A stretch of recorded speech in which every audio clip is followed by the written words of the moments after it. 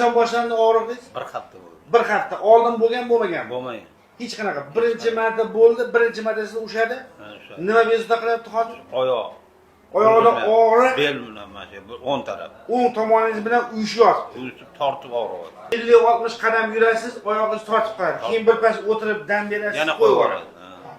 Bu degani, mana keyin siz emet qildirdingiz, to'g'rimi? Emet qildirdim. 18 mm bayoqqa qarab tushyapti. Juda gigant grija hisoblanadi. Operatsiyaga pokazanyangiz bor, razmer jihatdan.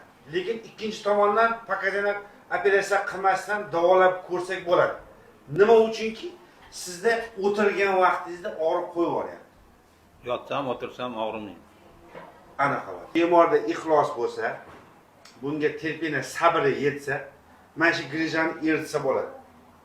Bu tavakkal, Allohga tavakkal narsa. U garantiya degan so'zni ishlatmaymiz. Garantiya degan odamdan qochish kerak. U Xudoni tanimagan odam aytadi. To'g'ri. Hamma ish Allohga tavakkal, lekin ilmga asoslanib qilish kerak. Bir narsaga asoslanib, aqling, farosating yetib, praktikangdan kelib chiqib bir ish qilish kerak. Suyagingizni ham davolash kerak. Tog'ayni ham davolash kerak. Suyagini orasidan chiqqan tog'ayni. Mana bu grija qoldi. Sizni tas organlaringiz, buni oldingizdagi prostatangizdan tortib ichaklaringizgacha ko'rib chiqaman. Bemordan ikkita narsa kerak. Birinchisi ixlos, ikkinchisi Allohga tavakkal qilib davolanishga vaqt, sabr kerak.